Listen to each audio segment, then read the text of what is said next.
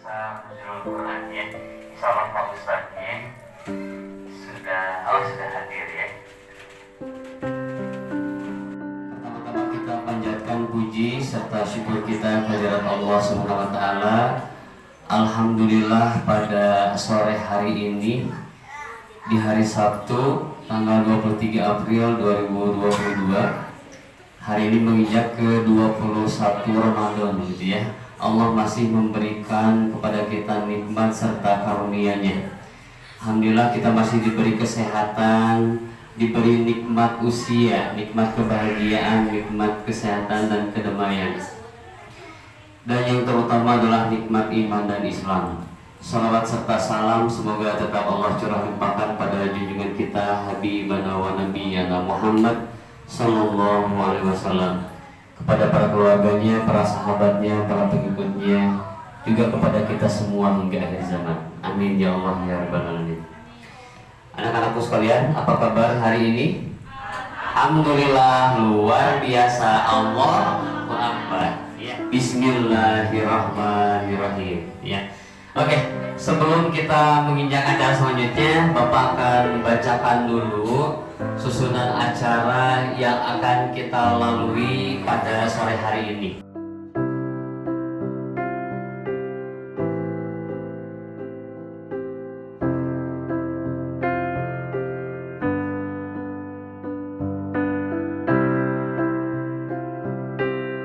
Sekaligus pengenalan program Tahfiz Quran. Insya Allah akan dipimpin oleh Ustadz Muhammad Zakwan Rizqullah. Beliau adalah seorang hafiz Quran, guru pesantren.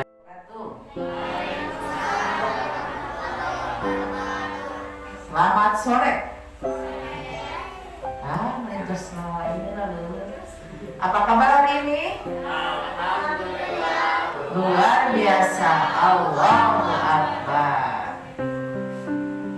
Udah kalau ini ya, udah pada lapar.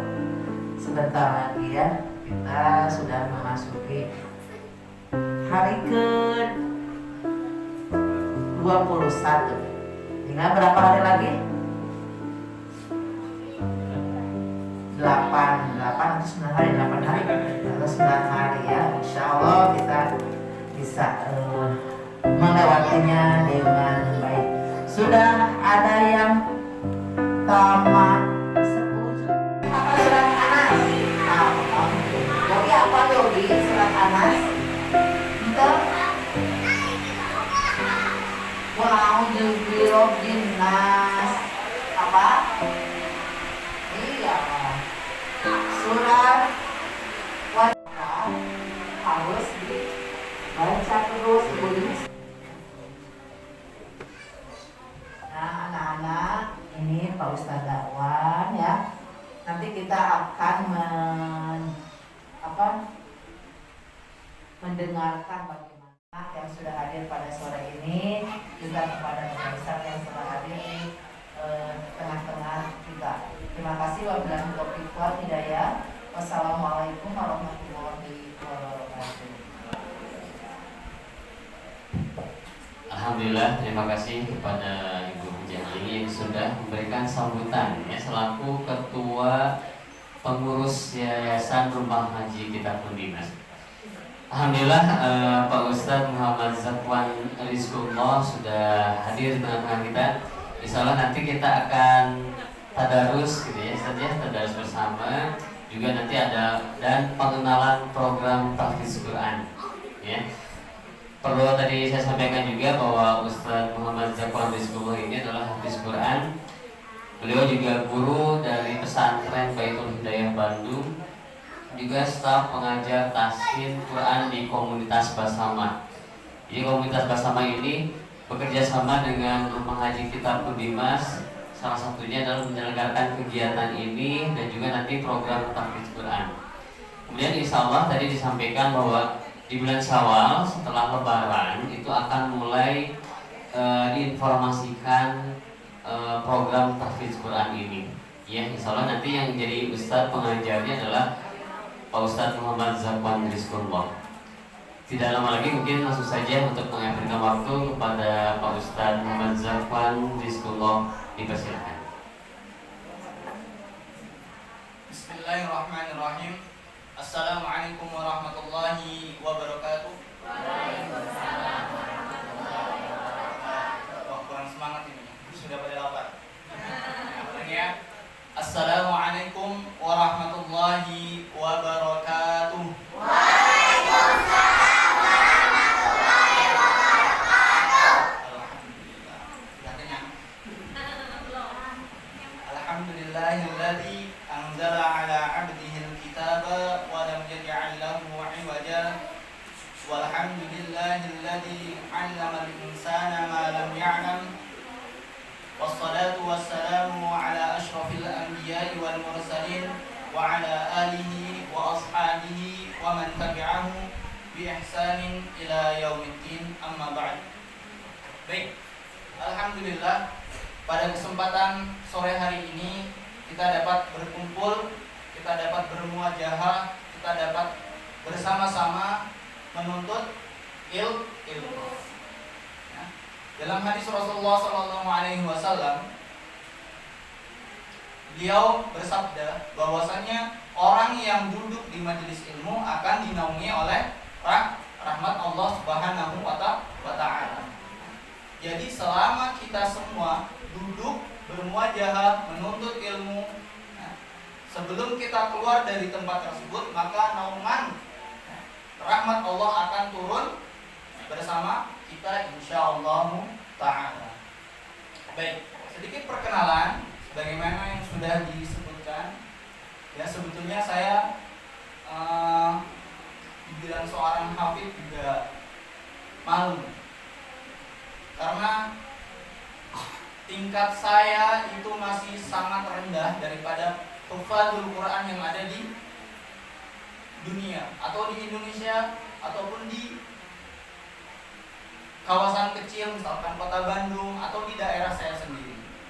Maka jangan ada yang namanya kecanggungan, seakan-akan saya ada di atas antum semua, ada di atas adik-adiknya, padahal saya dengan kalian itu sama derajatnya, ya. Sama-sama penuntut ilmu, sama-sama penuntut ilmu. Jadi sebagaimana yang sudah disampaikan, nama saya Muhammad Zakwan Rizkullah. Saya seorang pengajar di Pondok Pesantren Baitul Hidayah di Cimenyan, dan saya juga alumni dari Pondok Pesantren Baitul Hidayah. Kemudian saya juga sekarang alhamdulillah diamanahi untuk mengajar tahsin di komunitas bersama. Ya. Jadi insyaallah pada kesempatan sore hari ini kita akan membahas sedikit berkaitan tentang apa itu tahfidzul Quran. Ya. Sebelumnya kita harus pahami terlebih dahulu bahwasanya tingkatan seseorang dalam mempelajari Al-Quran itu paling rendah adalah apa? Qari'ul Quran, yaitu pembaca Al-Quran. Semua orang di dunia yang membaca Al-Quran, maka mereka telah mengamalkan tingkatan yang paling rendah, paling awal mula kita untuk mempelajari, memahami, mengamalkan, dan seterusnya adalah membaca. Kemudian yang kedua adalah hafidh, baru penghafalan. Setelah hafidh ada lagi tingkatannya. Maka kita masih berada di dua kategori paling bawah. Subhanallah. Maka jangan sampai kita terlalu berbangga diri dengan pencapaian yang sudah kita dapatkan. Kita sudah menghatamkan Quran misalkan berkali-kali, jangan berbangga diri, ya. Kemudian kita telah menghafalkan sekian juz, puluhan juz, bahkan hatam. Kemudian hafalan kita mungkin masih ada yang jauh lebih tinggi derajatnya daripada kita semua. Itu yang perlu kita pahami. Baik, untuk kegiatan tahfidzul Quran sebetulnya kita tidak boleh menafikan yang namanya tahsinul Quran. apa? Tahsinul Quran. Apa itu tahsinul Quran? Yaitu memperbaiki bacaan. Ya. Maka dalam ilmu Al-Qur'an, ilmu tajwidul Quran itu terdapat dua. Yang pertama adalah makharijul huruf dan yang kedua adalah sifatul huruf. Maka keduanya ini disebut dengan fasahatul lisan, ya. Fasahatul lisan. Sebelum kita menggapai derajat yang paling tinggi dengan pengamalan tadabbur, maka kita harus bisa apa? Belajar bagaimana cara mengucapkan huruf yang baik dan benar. Kemudian sifat apa yang melekat dari huruf tersebut. Itu yang harus kita pelajari. Maka sebetulnya tidak mudah kita untuk menghafal. Dalam tanda kutip ya. Artinya ada proses yang harus dilalui. Tidak boleh dengan kita bekal seadanya tiba-tiba kita menghafal. Kenapa? Ustaz tekankan bahwasannya hafalan yang rusak, ya, hafalan yang rusak itu jauh lebih sulit dibenarkan, dibetulkan daripada hafalan yang mutqin dan dia tidak ada kesalahan.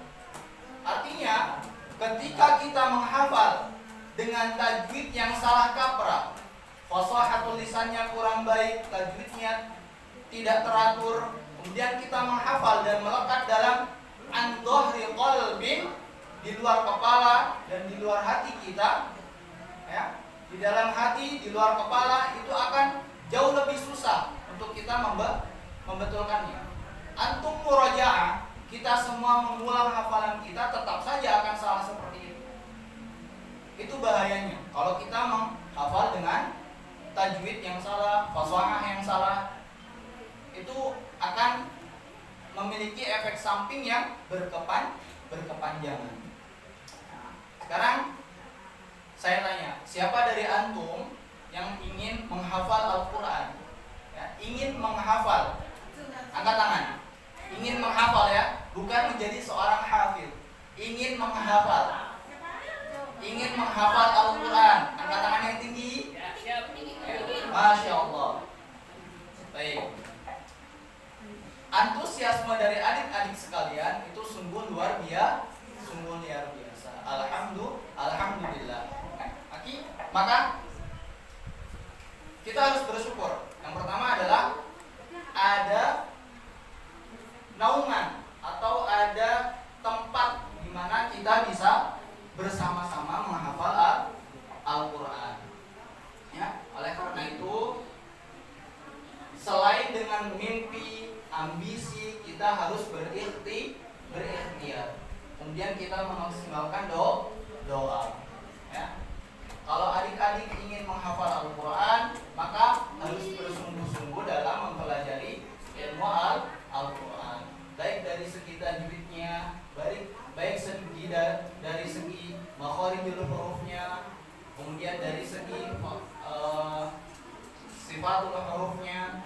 Maka itu merupakan komponen-komponen sebelum kita menghafal Al-Quran. Baik. Siapa yang bisa menyebutkan jumlah huruf hijaiyah? Jumlah huruf hijaiyah yang terdapat di dalam Al-Quran. Siapa? Siapa yang bisa? Silakan angkat tangan. Kemudian sebutkan satu persatu hurufnya. Bisa nggak ada yang berani? Silakan.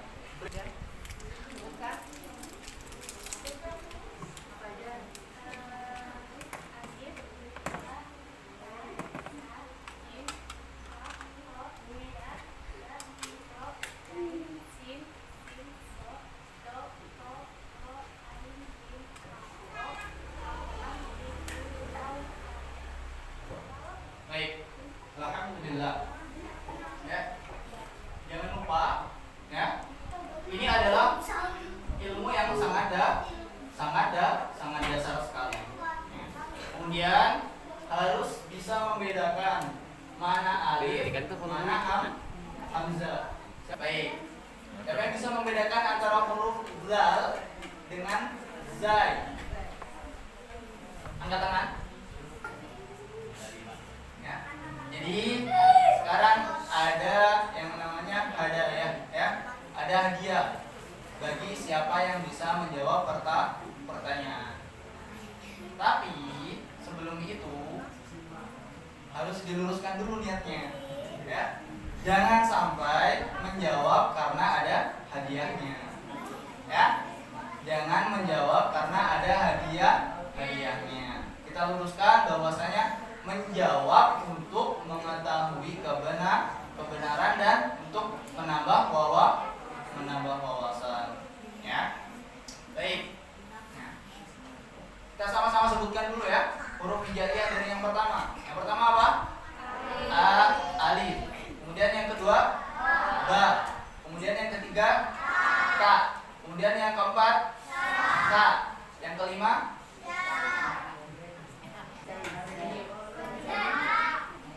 ya. Kalau kita menyebutkan ja itu adalah huruf vokal ya. Kalau huruf hijaiyahnya adalah jim ya. Alif, ba, ta, sa, jim. Kemudian setelahnya ha. Kemudian kha. Kemudian dal. Kemudian dal. Kemudian ra. Kemudian zai ya. Kemudian sin. Kemudian shin. Kemudian sad ya. Gimana? Sad. Kemudian ayo. Sad ada dot, ada dho ya. Sad dot. Kemudian to. Kemudian dho. Setelahnya ain. Kemudian ghin. Kemudian fa. Kemudian qaf ya. Qaf. Kemudian kaf. Ada qaf, ada kaf. Itu ada yang tebal, ada yang tipis. Ya, harus bisa membedakan. Kemudian lam. Kemudian mim. Kemudian nun. Kemudian waw. Kemudian ha ya. Kemudian setelah ha lam. Yang terakhir ya. Ya, ada hamzah, ada ya tadi yang cukup membingungkan ya, sering terjadi kesalahan adalah antara kedua huruf ini. Antara huruf ha dengan ha. Kemudian kalau di lahja Sundawiyin ya, di lahja orang-orang Sunda itu adalah zai dengan jim. Ya, itu yang sering tertukar. Baik. Ya. Ustaz contohkan satu persatu dari huruf hijaiyah. Sebelum kita mulai tadarus ya. Sebelum kita mulai tadarus, Ustaz contohkan satu persatu bagaimana cara melafalkan huruf-huruf hijaiyah supaya ketika nanti kita membaca Al-Qur'an setidaknya kita sudah mengenal bagaimana cara melafalkan. Ya. Mungkin selama ini kita luput dari yang namanya melihat cara bagaimana seorang guru mengucapkan huruf tersebut. Itu adalah penting. Ketika kita talaqi, ketika kita belajar Al-Qur'an, kita harus memperhatikan bagaimana bibir dan mulut guru tersebut bergerak. Itu adalah yang terpenting.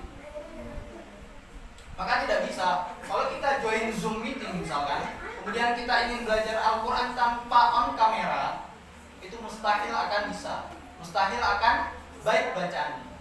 Karena kita tidak akan mengetahui apa letak dari kesalahan dari apa yang telah dilafalkan. Baik, kita mulai ya. Bismillahirrahmanirrahim. Sebentar. Sebentar ya, nanti ada aba-aba. Ya. Kita mulai dari hamzah, ya. Karena alif kita singkirkan. Ya. Kita melafalkan huruf hamzah. A. Ya. Coba lagi 1, 2, 3. Huruf hamzah itu adalah kita harus membuka mulut, kita rongga, ya. Rongga mulut kita harus kita buka. A, tidak boleh ditahan. Ya, tidak boleh ditahan. Jadi seakan-akan dia tertahan dan samar. Ya. Ketika kita membaca huruf hamzah, harokatnya fathah, maka kita harus membuka. Ya. Ulangi lagi ya. A. Oke. Kita ganti harokatnya menjadi kasroh. I. Jadi ketika kita melafalkan i, huruf vokal i, maka kita otomatis nyengir. Ya? Itu wajar saja. Dalam kita membaca Al-Quran, belajar Al-Quran, wajah kita dibolak-balikan seperti apapun, sejelek apapun, ya tetap aja. Kalau dia dasarnya ganteng ya ganteng, jelek ya jelek. Gitu. Ya? Tapi yang penting adalah jangan malu-malu ketika kita belajar.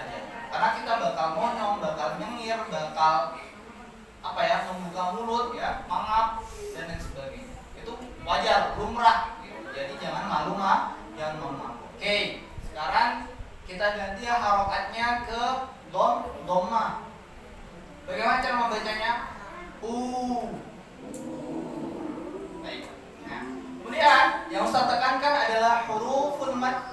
Ya, huruful mad. Apa mad? Siapa yang tahu artinya mad? Maddun. Apa artinya? Yang familiar deh, mad asli atau mad tabi'i. Siapa yang tahu arti dari mad asli atau mad tabi'i?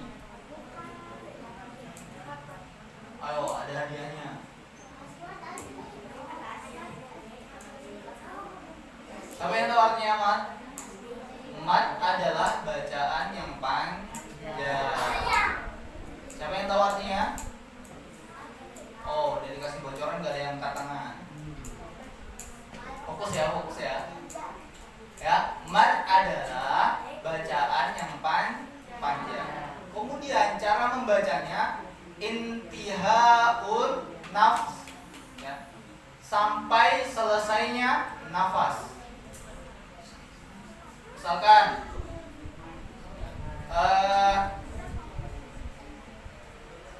di dalam surat Al-Insyirah, inna ma'al usri yusra. Oke, itu yang pertama ya. Kemudian saya baca yang kedua, inna ma'al usri yusra. Adakah perbedaan? Angkat tangan, siapa yang bisa membedakan? Assalamualaikum warahmatullahi wabarakatuh. Waalaikumsalam. Perkenalkan, nama saya Yanur Nawaroh dari kelas 8 SMP. Perbedaannya, yang pertama ada mata ininya, yang kedua pendek. Yang kedua apa? Dibacanya pendek. Banyak pendek. Baik. Terima kasih sudah menjawab. Di mat lewat, ya, karena dia di akhir ayat ya. Kalau mat tabi'i merupakan di pertengahan ayat. Kalau di akhir ayat kita sebut mat lewat. Ya. Maka cara membacanya seperti tadi, itu kan diakhiri dengan yang namanya alif. Ya.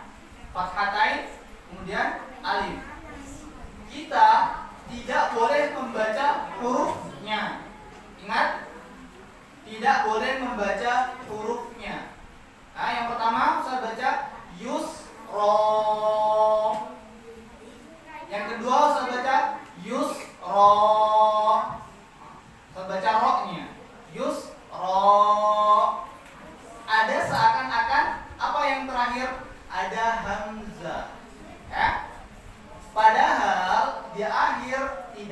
hamzah. Karena kita memiliki waktu yang cukup singkat, oleh karena itu kita akan tadarus bersama-sama ya. Karena yang sudah familiar adalah juz 30, maka kita akan mentadaruskan ya, sama-sama membaca, mentilawahkan juz 30.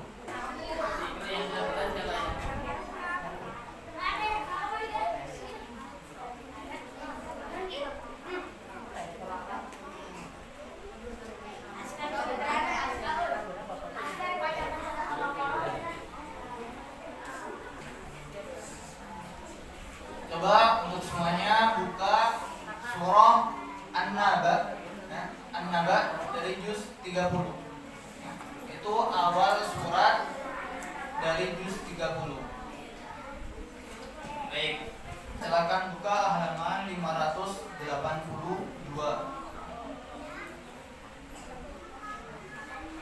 Yang memegang mushaf silakan membuka halaman 580.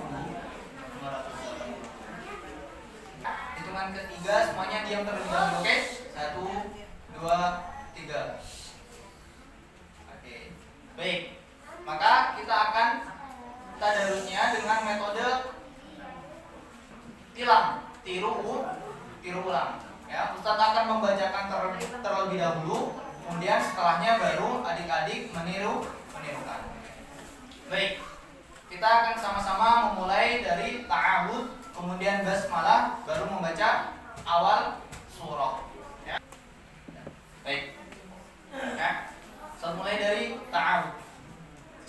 A'udzu billahi minasyaitonir rajim. Baik. 1, 2, 3.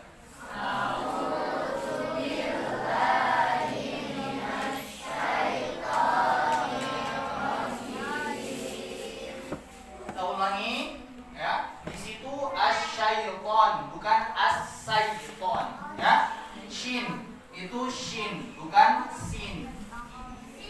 Jangan sampai kita membaca, kita ingin berlindung dari godaan setan yang akhirnya karena ada perubahan menjadi sin, itu akan merubah arti ya. Kita ulangi sekali lagi, saya bacakan ya. A'udzu billahi minasyaitonir rajim. Silakan.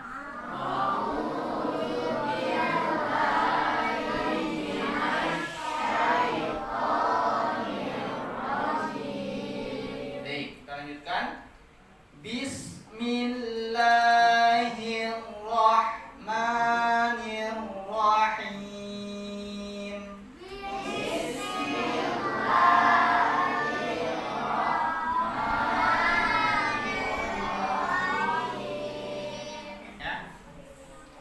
Amma yatasaalun. Silakan.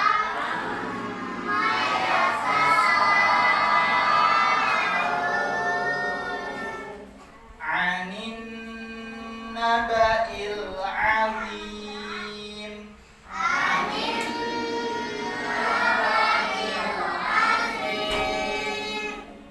Alladzi hum fihi mukhtalifun.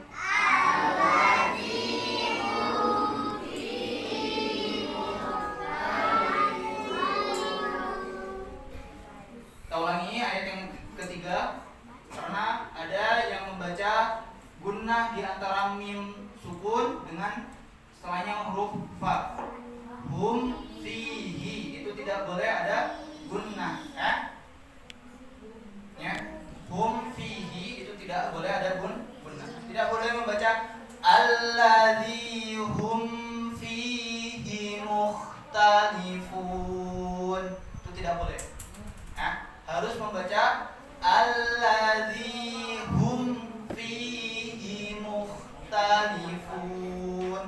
Jadi harus cepat-cepat meninggalkan mim. Setelah mengucapkan huruf mim, hum, kita tidak boleh berlama-lama, ya. Tidak boleh terlarut-larut dalam melafalkan huruf mim, ya. cepat-cepat meninggalkan huruf mim. Baik, saya ulangi, kemudian silakan ditirukan oleh adik-adik sekalian. Alladzi hum fihi mukhtalifun. Silakan.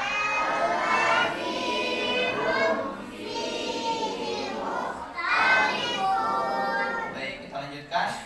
Kalla saya'lamun.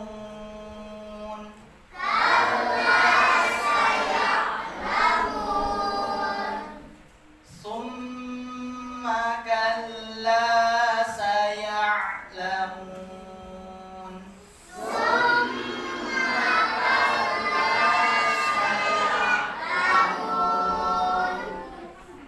Alam naj'alil arda mihada.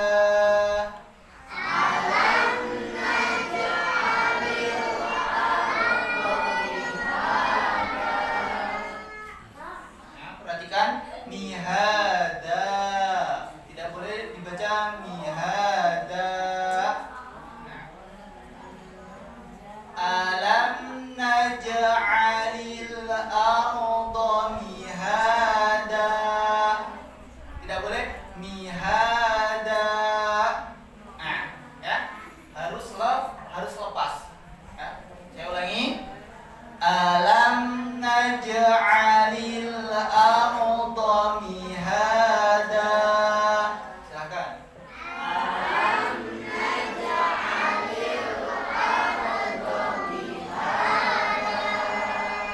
Baik, kita lanjutkan. Wal jibala autada.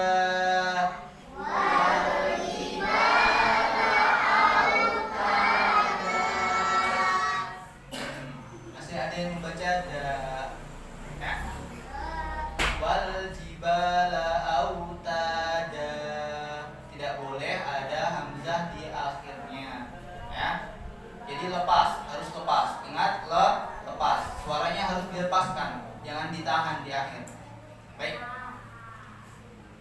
Ulangi sekali lagi ya. Wal jibala autada.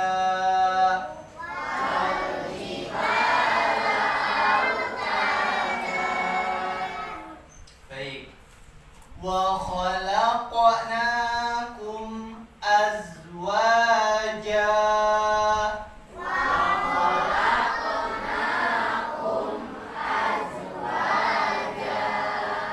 Ini ada huruf zai, ada huruf jim.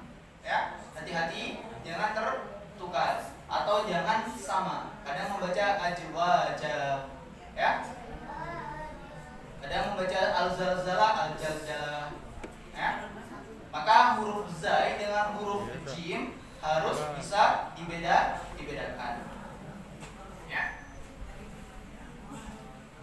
Oke, satu lagi sekali lagi. Wa khalaqnakum azwaja.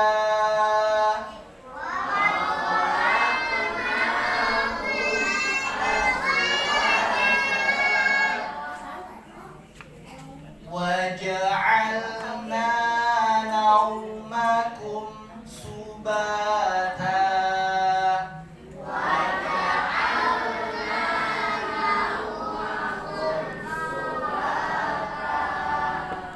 Sama seperti halnya di ayat sebelumnya ada mim sukun, ya. Nah, mim sukun, kemudian setelahnya adalah huruf-huruf idhar syafawi. Ya, maka dia harus dibaca jelas. Ya.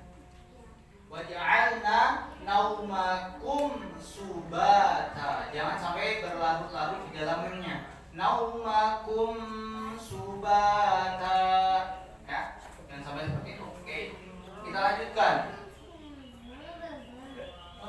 Baik, diperhatikan ya, dilihat mushafnya, dilihat juz ammannya. Wa ja'alna al-laila libasa.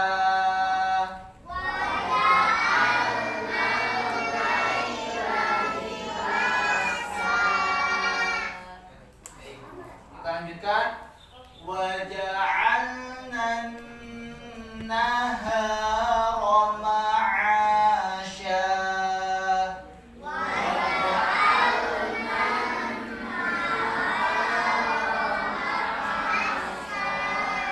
Ya, ada huruf gunnah di situ, yaitu huruf nun bertasydid. Ya, maka kita harus membacanya dengan ditahan, dengan didengungkan. وَجَعَلْنَا النَّهَارَ مَعَاشًا.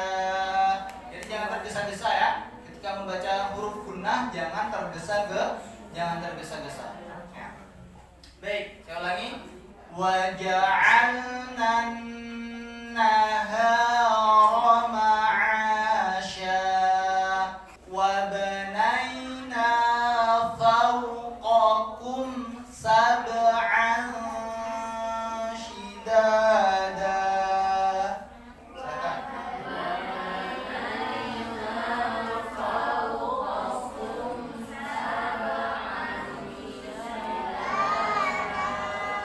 Baik, perhatikan ya. Huruf qaf itu memiliki sifat yang tebal.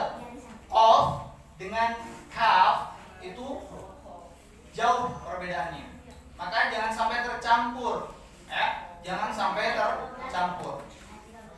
Ketika wabanaina fawqakum, jangan sampai membaca fawqa, atau keduanya menjadi qaf, fawqakum. Tapi itu perbedaannya sangat besar sekali. Kalau kita menghafal dengan cara hanya mendengar tanpa melihat, itu hakul yakin. Saya yakin betul bacaan yang akan dibaca itu akan terdapat kesalahan yang sangat banyak. Ya, sekelas al-ikhlas saja. Ya. Sekelas al-ikhlas. Artinya surat yang pendek ya, yang sering kita dengar berulang-ulang kali. Tapi kita tidak melihat bagaimana ayat itu ditulis. Bagaimana tulisan qul. Kemudian huwallahu ahad. Itu bagaimana penulisannya kita tidak melihat, hanya mengandalkan pendengaran saja. Saya yakin betul bacaannya tidak akan sempurna dan hafalannya akan memiliki kesalahan yang sangat banyak. Maka untuk meminimalisir adalah kita menghafal dengan bin-nadhar, ya, dengan cara melihat. Jangankan menghafal, murojaah itu juga ada yang bin-nadhar. Itu juga dianjurkan, ya, supaya kita melihat Al-Qur'an, supaya kita melihat bagaimana cara penulisannya, bagaimana pelafalannya, bagaimana huruf-hurufnya, harus bisa kita pahami betul. Qalilun qarra khairun min katsirin farra. Ya. Sedikit tapi istiqomah, sedikit tapi sering diulang, lebih baik daripada banyak yang tidak terorganisir. Artinya apa? Kita harus mengejar kualitas daripada kuantitas. Murojaah merupakan pokok dan menambah hafalan merupakan cabang. Maka mana yang lebih utama, murojaah atau menghafal? Murojaah. Murojaah lebih utama daripada menghafal. Artinya ketika kita selesai menghafal suatu ayat, suatu surat, suatu juz, ya, hal yang wajib dan melekat kepada kita adalah mengulang. Itu adalah hal yang mutlak. Kapasitas diri itu akan menentukan bagaimana metode yang akan kita gunakan untuk menghafal Al-Qur'an. Jadi artinya kalau antum misalkan ingin menghafal kemudian mengikuti metode orang lain, itu akan kesusahan. Jujur saja, itu akan kesusahan. Maka yang paling mudah adalah Sesuaikan dengan kapasitas diri antum, metode mana yang paling cocok dengan diri antum. Ya, metode mana yang paling cocok dengan diri adik-adik sekalian. Misalkan mengulang, misalkan satu ayat diulang 3 kali baru bisa menghafal. Ya itulah metode yang paling nyaman. Silahkan gunakan. Jangan iri dengan orang yang baru membaca 1 kali kemudian dia sudah melekat di pikirannya. Ya, gak apa-apa. Nikmati prosesnya. Baru kita akan memetik hasilnya. Ya, karena berbicara sesuai dengan pengalaman Ustadz ketika menghafal, ya, Ustadz mencoba mengikuti metode teman dengan mutarjamah, dengan membaca terjemahannya, kemudian kita cocokkan dengan kosakata yang berada di dalam ayat-ayat yang akan kita hafalkan. Oh, ternyata itu cocok dengan metode Ustadz, maka akan Ustadz terapkan. Kalau tidak cocok, ya Ustadz tidak akan memaksakan. Maka metode terbaik adalah sesuai dengan kapasitas dan kemampuan di sebaik apapun metode yang digunakan, metode Turki, metode apalah itu yang namanya ya.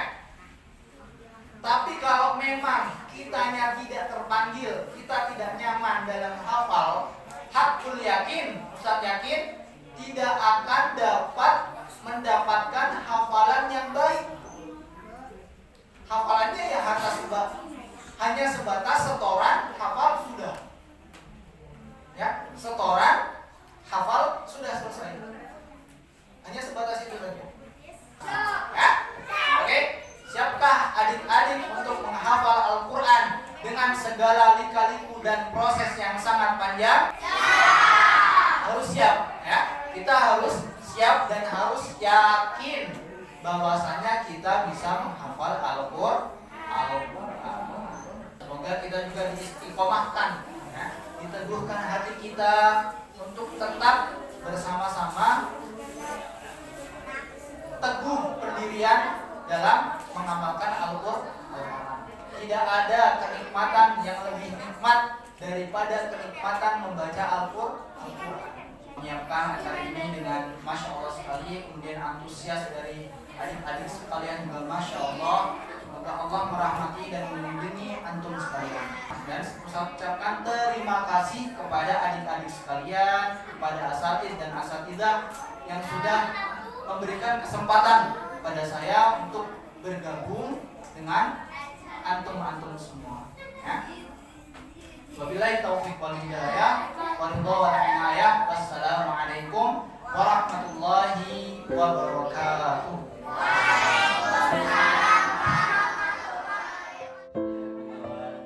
SAG yang akan memberikan kultum menjelang maghrib. Kepada Ustaz Agus dipersilakan. Assalamualaikum warahmatullahi wabarakatuh.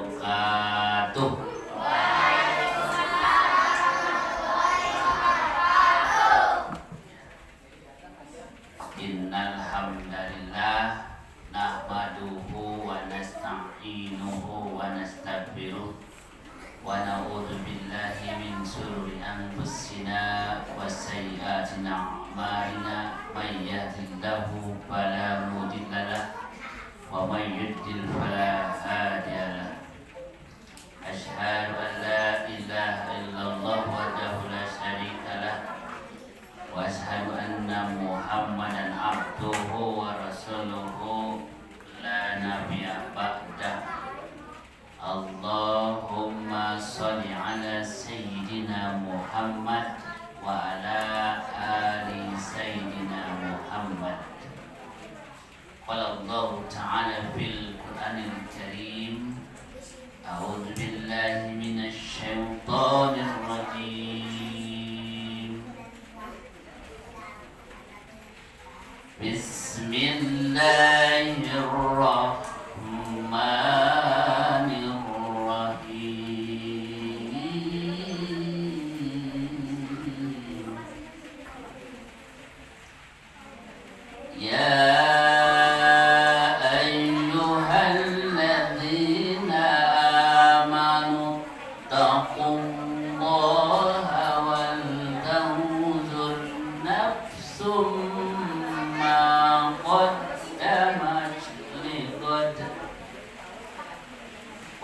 Wattaqullaha innallaha khabirum bima ta'malun. Sadaqallahul adzim. Allah Subhanahu wa taala memberikan informasi ya, kepada kita bahwa ada yang namanya hari akhirat. Tahu hari akhirat? Termasuk rukun apa? Iman. Rukun iman. Ada berapa rukun iman? 6. 1 iman kepada Allah. 2 iman kepada, 3 iman kepada Rasul. 4 iman kepada, 5 iman kepada, 6 qada dan qadar.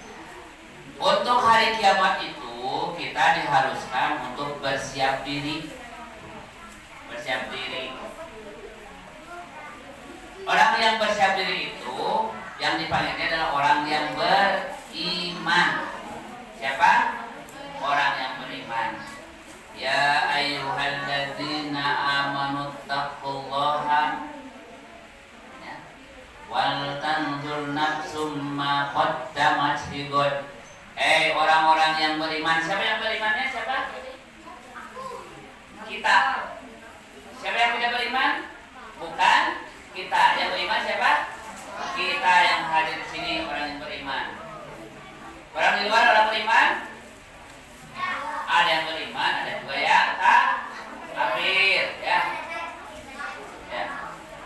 Orang beriman itu nih diperintahkan oleh Allah untuk bertakwa kepada Allah dan memperhatikan, mempersiapkan bekal untuk menghadapi hari esok, yaitu hari kiamat. Apa? Nah, salah satu mempersiapkan dirinya adalah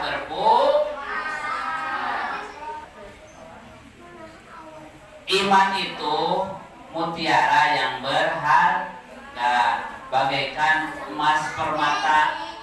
Coba ya, kalau iman itu bagaikan emasnya.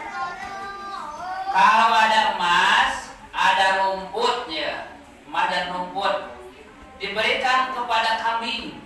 Kira-kira yang dimakan mana? Rumput ya. Kenapa rumput? Karena makanan kambing. Itu kambing tidak bisa berpikir. Bukan otak tuh. Punya otak, tidak berakal. Jadi kambing itu tidak berotak, berakal tidak Bulan ini bulan Ramadan, bulan diturunkannya Al-Quran. Al-Quran itu sabda Nabi ya, taraktu fikum amrayni ma in tamassaktum bihi malang tadilu abada.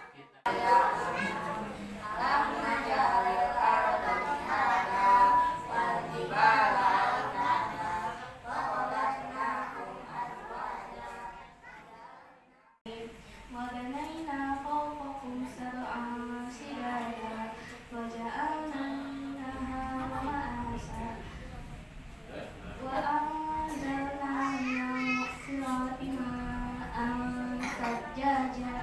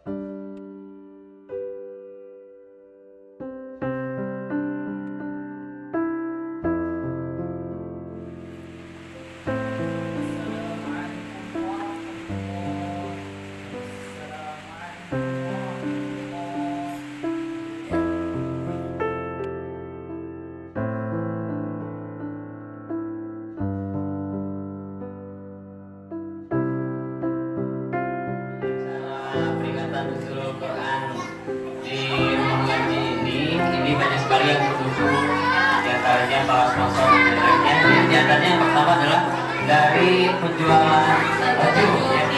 Jadi kita menjual baju-baju ya, layak pakai ya. Uangnya untuk acara ini. Kemudian yang kedua dari Mamah Gazi ya, Mamah Gazi teman kita. Kemudian yang ketiga dari Teh Wida. Kemudian yang keempat dari donatur komunitas Basama ya. Kemudian donatur juga ini dari Ibu Erlin. Kemudian yang keenam donatur Parmasari Dewi ya. Kemudian yang ketujuh dari temannya Ibu Popon, yaitu Ibu Maya ya. Yang ke-8 dari Bu Ita. Wakaf Samad dan Darul Umat Al-Murabi, kami aturkan terima kasih karena telah mendonasikan. Kita bisa berduka di sini, sangat enak sekali. Alhamdulillah ya. Anak-anak, yuk untuk para dasi kita baca Al-Fatihah bisa ya. Ya, bil barakatimul Quran al